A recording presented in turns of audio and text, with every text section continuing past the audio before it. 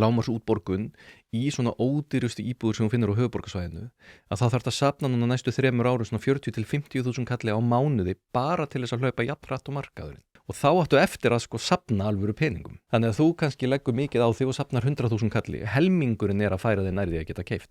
Hinn helmingurinn bara í það að fjármagna þú sért að bíða. Þetta ferlega dýrt og erfitt og við leysum það ekki með því að gera fyrirsjáanleikan minni, við gerum það ekki með því að halda vaxtastiginu háu að sjálfsögðu, heldur lögum við þetta jafnvel með því að frekar að færa okkur það í þá átt að gera ungu fólki auðveldara að vinna sér peninga, til dæmis bara með því þá að lækka skatta ef að fólk kýsa að vinna mjög mikið og safna fyrir íbúðum, mögulega með því að hleypa fólki fyrr inn á markaðinn eins og verið að gera núna, þrátt fyrir að það sé alltaf meiri áhætta.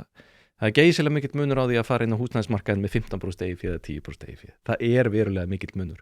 Og það ekki langt síðan ég sá dæmi þar sem einhver fór með 5 milljónir króna inn á íbúðamarkaðinn í hlutdeildarlán og seldi síðan með tapi. Það er að segja 5 milljónar voru farnar.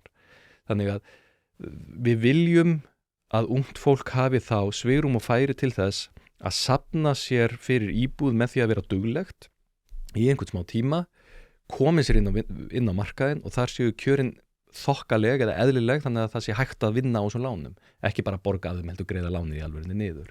En því miður erum við á þessum stað núna sem svo óþægilegur og býr til ákveði vonleysi í ungu fólki að það nógu svakalega stórt skref að bara koma sér inn á markaðinn og svo þeir út komin þangað, þá kostnaðurinn svo mikill að það getur verið nær ómögulegt að vera með eðlilegt lán sem hækkar ekki bara.